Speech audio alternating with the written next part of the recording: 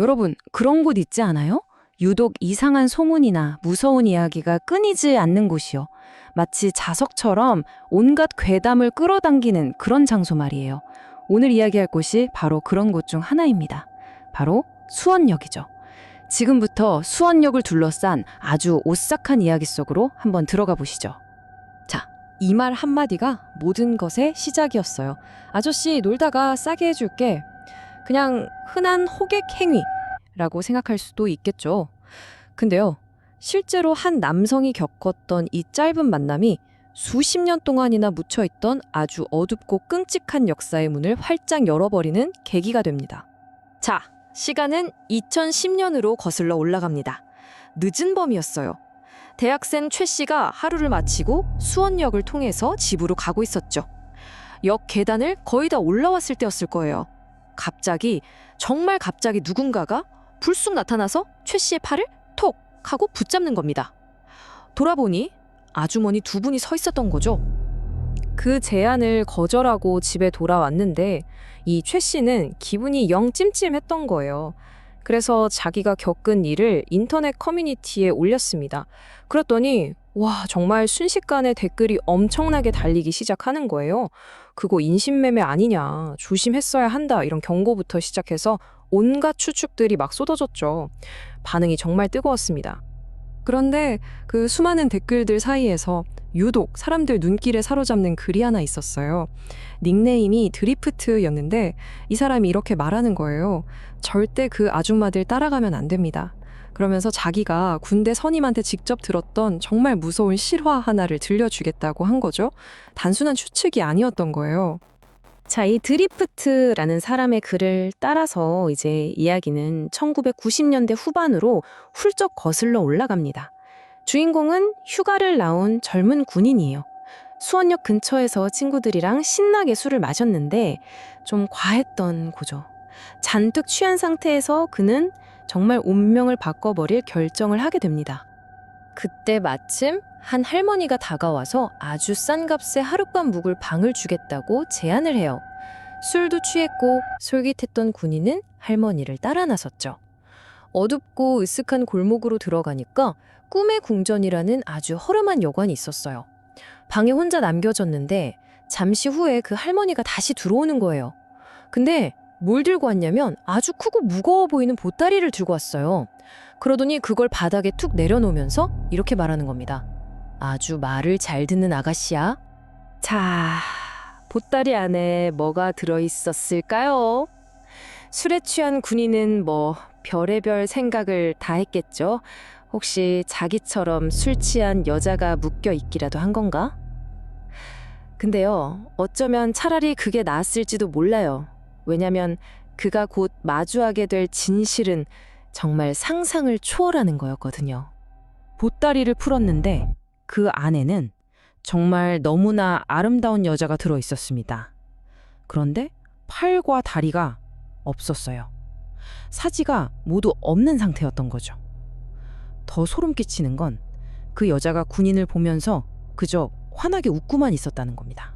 이걸 본 군인은 그 자리에서 거의 미친 듯이 비명을 지르면서 방 밖으로 뛰쳐나왔어요.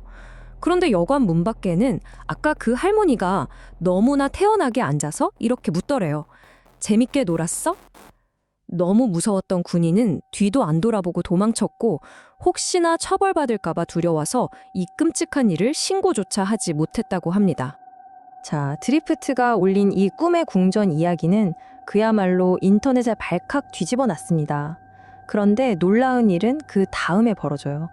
마치 본물이 터진 것처럼 다른 사람들도 나도 비슷한 경험이 있다면서 섬뜩할 정도로 유사한 이야기들을 막 쏟아내기 시작한 거죠. 근데 이 이야기들을 잘 뜯어보면요, 정말 소름 돋는 공통점들이 있었어요. 일단 장소는 전부 수원역 근처였고요. 여관 이름도 꿈의 궁전으로 똑같았죠. 그리고 할머니가 제안을 한다는 수법도 같았어요. 물론 피해 여성의 모습은 조금씩 달랐어요. 어떤 이야기에선 한쪽 눈이 없었다고 하고 다른 데선 다리가 하나 없었다고 하고요. 하지만 신체의 일부가 없다는 핵심 내용은 전부 똑같았죠. 이렇게 구체적인 디테일이 반복되니까 이 괴담이 그냥 이야기가 아니라 진짜처럼 느껴지기 시작한 겁니다. 자, 그럼 이제 시간을 훌쩍 뛰어넘어서 2016년으로 가보겠습니다. 괴담이 아니라 이번엔 실제로 벌어졌던 사건이에요. 장소는 똑같이 수원역 근처인데 이번에 완전히 다른 종류의 위험, 하지만 그에 못지않게 사악한 이야기가 펼쳐집니다. 2016년 11월이었어요. 한 여성이 버스를 기다리고 있는데 어떤 사람이 다가와서 관상이 참 좋다면서 말을 걸어요. 그냥 포교인이겠거니 하고 무시했죠. 그리고 한 달이 지났어요. 12월. 이번엔 아주 허름한 차림의 할머니가 다가와서 너무 춥다면서 장갑 좀 빌려달라고 하는 거예요. 마음이 약해진 이 여성, 할머니 짐까지 들어주면서 골목으로 따라 들어갑니다. 근데 짐이 이상하게 너무 가벼웠대요. 그리고 한 주택 마당에 들어서는 순간 거기서 한 달 전에 봤던 바로 그 관상 좋다던 포교인을 다시 마주친 겁니다. 그 순간 내가 함정에 빠졌구나 하고 직감한 거죠. 정말 큰일 날 뻔 상황이었죠. 이 여성은 그야말로 필사적으로 옆에 있던 담을 뛰어넘어서 도망쳤어요. 그리고 근처에 있던 장독대 사이에 몸을 숨기고는 바로 경찰에 신고했죠. 정말 다행히도 무사히 구조될 수 있었습니다.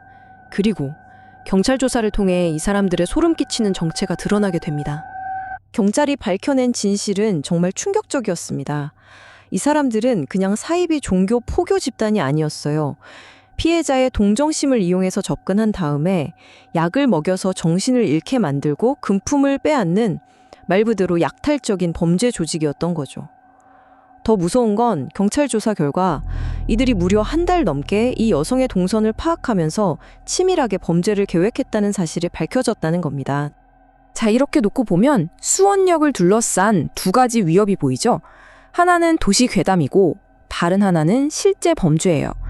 괴담은 사람의 성적 호기심을 미끼로 썼고 실제 범죄는 동정심이라는 선한 마음을 이용했어요.